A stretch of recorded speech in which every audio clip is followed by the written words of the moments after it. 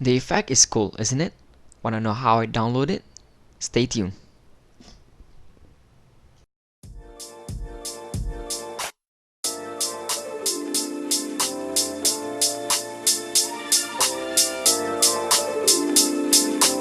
What's up YouTube? Today I'm going to show you guys how to import the glitch transition onto your Adobe Premiere Pro CC or CS6.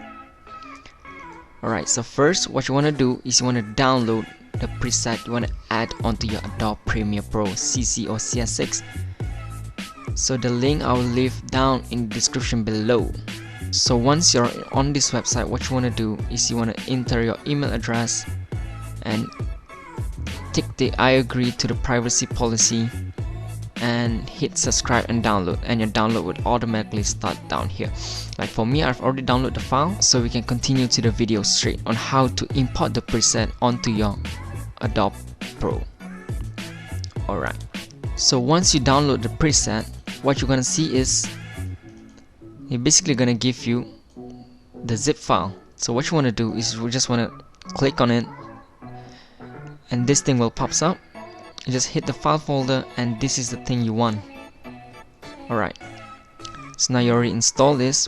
So once you install the preset, I suggest you guys to create a new folder so it is more organized, just like what I do here. Alright, and you'll find out later why I asked you to create a new folder, and you'll find out later. Alright, so once you're in your Adobe Premiere Pro, what you want to do, you just want to go to Effect, and basically as you can see I already have it here. So but how you want to import it, I'm going to teach you. So basically just right click on the preset and import preset, and then you look for the folder you just created. Like for me, I created a folder on the desktop, so basically I can find the folder. This is the folder, and you can see arrow distortion preset for Premiere.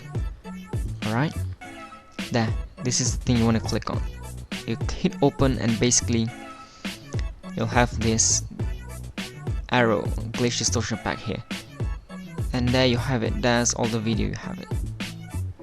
So that's an easy way on how you can download or import any preset onto your Adobe Premiere Pro. So thank you so much for watching, and I'll see you guys next time on another tutorial.